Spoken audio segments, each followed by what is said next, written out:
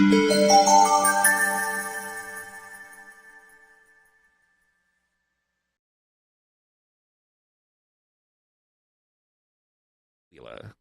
KCHW 102.7, 801 with Scott and Gene right now. We introduced him a few minutes ago. We're going to do it again. It's Adam Cares with the Stevens County Conservation District and the Voluntary Stewardship Program. So welcome to the studios, Adam. Thank you very much. Glad to be here. All right. So we are going to learn everything we can about your volunteer stewardship program from Stevens County. First off, I guess, can you just start off by explaining what the volunteer stewardship program is for those that might not know? All right. So the Voluntary Stewardship Program is a program that deals with critical areas and agricultural activities. And the purpose of the program is to protect critical areas on land where agricultural activities are practiced, and it's also to promote the viability of agriculture.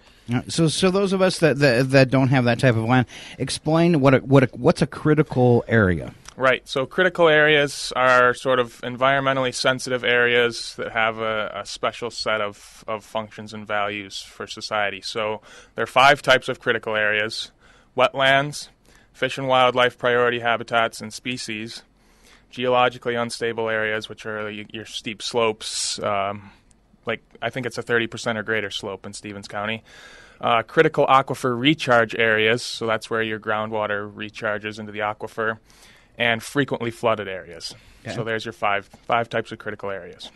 Now, and I don't want to get too sidetracked, but didn't the Conservation District do some things last fall for the people that were victims of fires on their property too? Yes, they did. I wasn't actually employed with the Conservation District at that time, so I can't speak too much to it. But yeah, they have done fire recovery programs, and they are, I think, continuing to do those programs. And those type of programs, what do they do? Kind of protect these areas that you're talking about, get revitalized, or protect them against future fires? Do you happen to know? They have a FireWise program that helps protect properties against future fires, and then they also have fire recovery efforts. So this mainly is dealing with things like how can we promote farming but also protect specific areas that are needed for basically like the water recharging and the grades, so we don't have massive landslides and degradation of wetlands and things like that, right? Exactly. So we're required to protect critical areas under the law. And as it stands now, we have what's called a critical area ordinance to protect critical areas from most land use, changes in land use. Mm-hmm. But right now, agriculture is exempt from that critical areas ordinance. So the law requires either we update the critical area ordinance to include agriculture, or we do this voluntary stewardship program, which Stevens County in 2011 opted into the voluntary stewardship program. And now we need to create a work plan for the voluntary stewardship program to protect critical areas and promote the viability of agriculture. Are there some kind of repercussions from the state if this isn't done? Or is it's just a law that we have to comply with? It's an alternative to sort of the traditional regulatory approach, where certain ag activities and critical areas are just regulated under the law, and everyone has to comply with those regulations. So this is, it's in the name, this is a voluntary way of doing that. Excellent. This is our way of saying we are going to protect the land ourselves, so you don't have to come in and tell us what to do. Yeah. Now does the state come in and watch over and make sure it's actually happening, or how? So what will happen is Stevens County will create a work plan, a voluntary stewardship program work plan. And the work plan will sort of lay out how we will voluntarily protect critical areas and promote agricultural viability. And there will be, that built into that plan, there will be a set of benchmarks and goals. And we will report back, there's a state panel, and we will report to the state panel after certain periods of time whether we're meeting those benchmarks and goals that we set for ourselves. Okay. Now, I noticed in some places, and I've heard people that own land talk about it before, well, I can't use this piece of property over here because it's a regulated wetland or something like that. So I know on the outside of town, right before you go up the hill, like if you were going to Spokane on the left a few years back, there's kind of a pond there and some wetland, and I think they had done some agriculture around it, but then they went in and they built up berms and they like protected that area. Is that something through your program that happens, or is that something else? I can't speak specifically to that. I'd have to sort of know the background of that exact situation. Okay. But the program does, critical areas do include wetlands, so it could be something that is affected, but I can't speak specifically to that. So if I went out and let's say I bought 100 acres of farmland and there is a pond on it and a place where like geese come in and that kind of stuff, am I automatically required to not touch that land? I mean, how does that work, and how do you tell? Well, it would be a site-specific thing. Someone would have to actually get on the ground and look at your property. But the thing I want to emphasize with the voluntary stewardship program is it wouldn't require anybody to do, any specific individual landowner to do anything. You can choose to participate in one of these voluntary practices or not. And that's sort of, the benefit of this program. So it'd be up to you. Okay. All right. And so it isn't something that where the state comes in and says, or the county and says, you have to protect this spot on the land. No. Okay. It doesn't necessarily, if there are existing laws and regulations from the state that already require that protection, then you still have to comply with existing laws. But this is, for future protection of critical areas and critical area regulations, this is kind of a way around further regulations for agriculture. And again, I want to emphasize this only has to do with agricultural activities in critical areas. So that would be like for farmers all through this valley here where the river floods periodically, most of the time, every year at some point, and then as the water recedes back, are those critical areas that are also agricultural land, so it involves all of them? Yeah. Okay. That would be one spot that's probably going to be an area of emphasis is, frequently a floodplain. Mm-hmm. Which the entire valley from Colville down through Chewelah is, basically. Right. So that's why this program is going to be, such a big deal to Stevens County, is because we do have critical areas, and obviously agriculture is quite important in Stevens County. Yeah. Now, I have wondered about, what if, the Colville River, sometimes I feel like it needs to be redredged, because originally it used to be just one big giant marsh, all the way through the valley till it was dug out and they channeled it. I almost feel like is that something that would need to happen again to keep people's farms from flooding quite as bad, or is that something that doesn't even involve you guys at all? It could play a part in this program. Again, I don't want to get too far into the specifics of that. I want to sort of stick to, we're kind of just at the outset of this, so there's quite. It's just the beginning stages. There's a range of possibilities of what could be accomplished with this program, and sort of the things we could start exploring in our work plan. But at this point, I just kind of people still don't really even know what the framework of the program is and why it exists and why we're participating. But I'm sure that will be something that we have a VSP work group, a voluntary stewardship program work group. It's made up of farmers who farm in that valley, and they're going to want to talk about that. I would imagine. Yeah, I just know that like a guy that I get hay from, he farms in the valley, and quite often he can't even get in to cut his hay until late July because he has to wait till the water recedes so far, and then the ground has to get solid enough, and then the ground dry enough for him to actually cut his hay. And I know that whole flooding of the Colville River, affects him, and so it must affect other people as well. But yeah, and one of the things that's kind of interesting about the voluntary stewardship program is it has sort of two stipulations. One, protect critical areas and plan to voluntarily enhance them. And two, promote the viability of agriculture.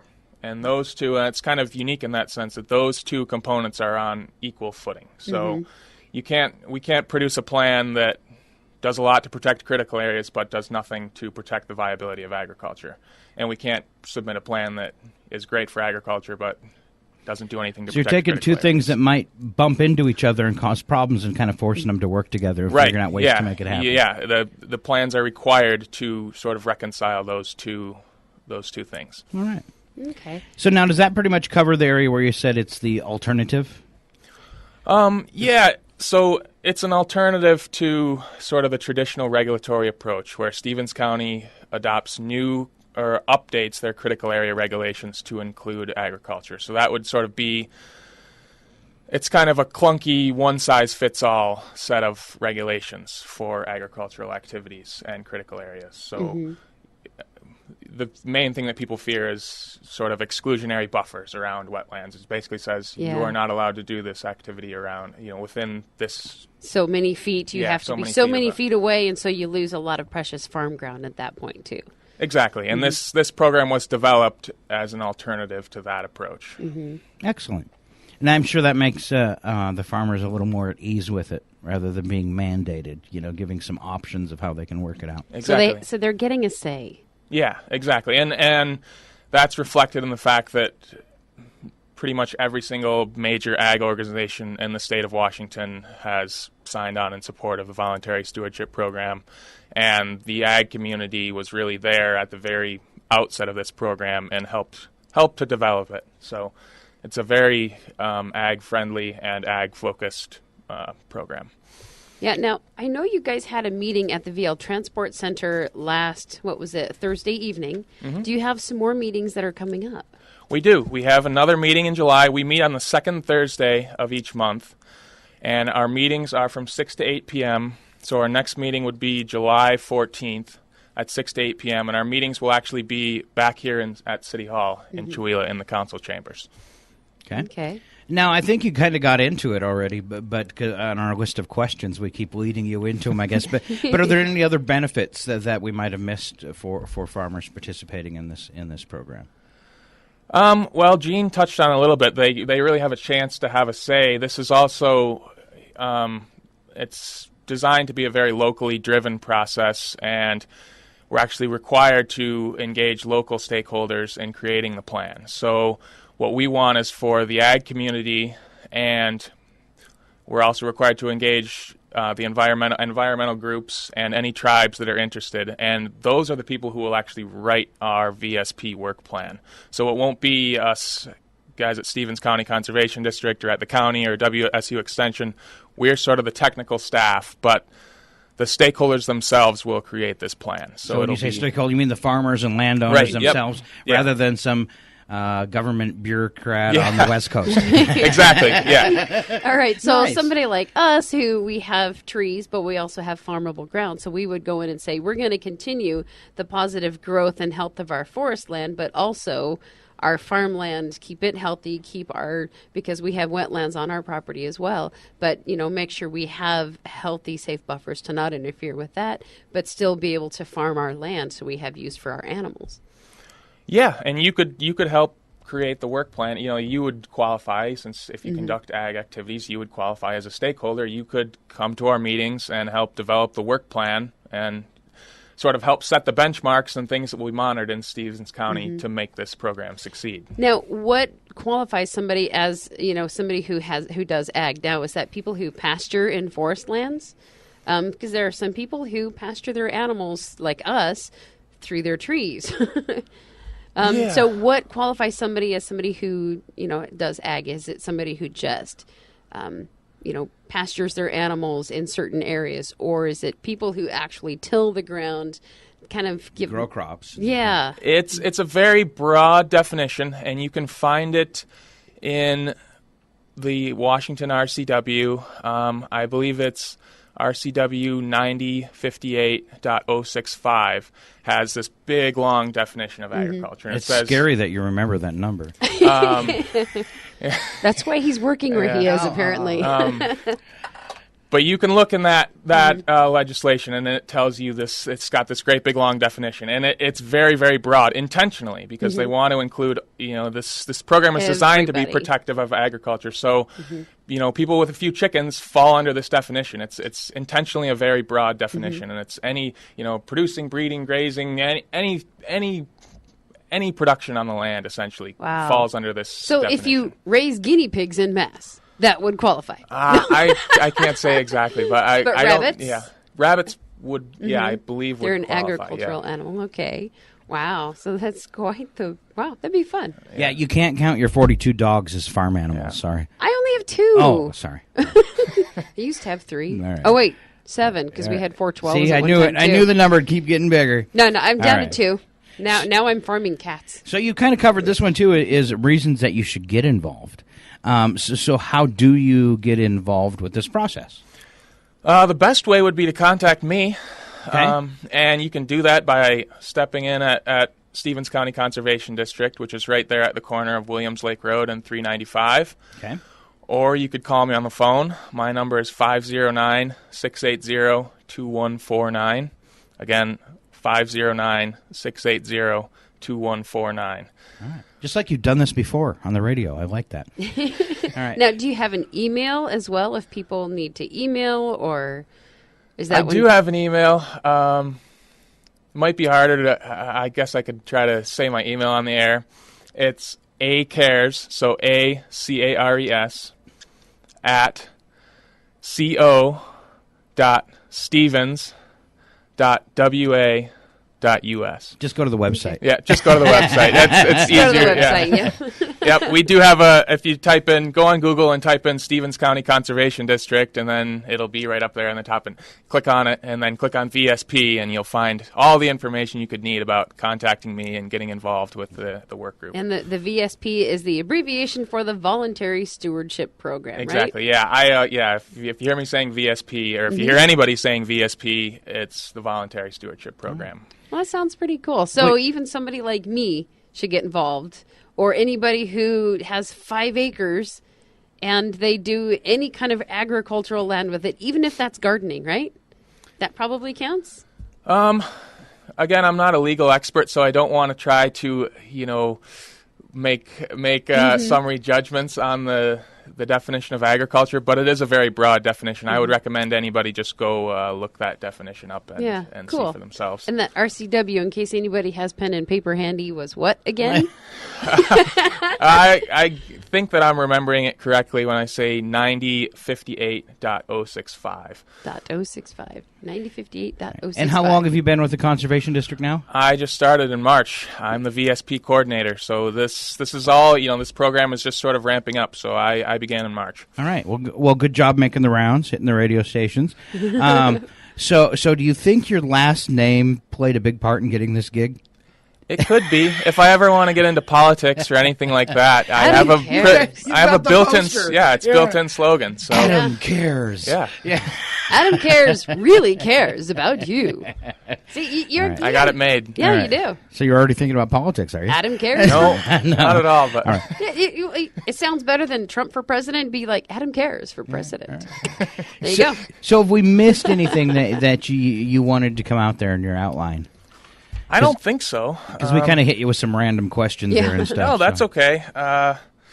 As long as you feel like I've sort of given you a good understanding of the program. I'm very educated about it, and sometimes when you hear things like this and talking about the land, people get scared. So I really liked, and I'm sure people that own the land and the farmers do too, the fact that they get a say in what's going on and stuff. So. Yeah, once again, it's locally driven. It's not going to create any new regulations. It's sort of just going to focus and maximize what already exists, and really give Stevens County a chance to show the good things that agriculture is already doing, because the whole program is sort of built on the notion that ag already does a lot of positive things for critical areas and for the environment, and this is a way for us to create a plan that demonstrates that, rather than coming in with the regular regulatory approach. Yeah. So is this something, would you like to see everybody that has land that produces, would you like to see them all part of this group? I mean, I realize that's probably unrealistic. Is that something that needs to happen, something you'd like to see happen, or was that kind of considered overkill? Are you looking more for the people that have questions and have the wetlands and the ag mixed together? No, I just emphasize that it's voluntary, and I'd say I'd like to see anybody that wants to participate and that is interested. I think there's good incentives and reasons out there to participate, and we'd like to see the people who want to be a part of it, and again, that's keeping with the voluntary aspect of the program. Excellent. All right. Anything else? No, that's it. All right. One more time, your phone number. My phone number is 509-680-2149. There you go. Adam Cares, Stevens County Conservation District Voluntary Stewardship Program. Good job, Adam. Thank you very much. I really appreciate it. It's his first time on the radio, too. All right. Good job. You're like a pro. And I liked how you just gave it the phone number twice. It's kind of like natural. So maybe you should start, here's one thing that we need at the radio station. And I was approached by somebody who said they'd produce it for a fee, and well, we're all volunteer in public radio, so I don't have the funds to do that kind of stuff. But we really need some kind of ag program. I think that would be, there's a lot of agriculture going on around here. So file that in the back of your head like too, because you were a natural program, ag news program, there you right? Go. Yeah. There you go. All right. I don't know if I would have the expertise to do something like that, but I will work on it. It's easy. It's easy. All right. All right. We'll talk about it if you're interested. All right. Well, thank you both very much. You bet. Adam Cares once again. It's KCHW 102.7. Scott and Gene, we'll be back, but we're going to take a little ride in the Red Wagon with Elwood.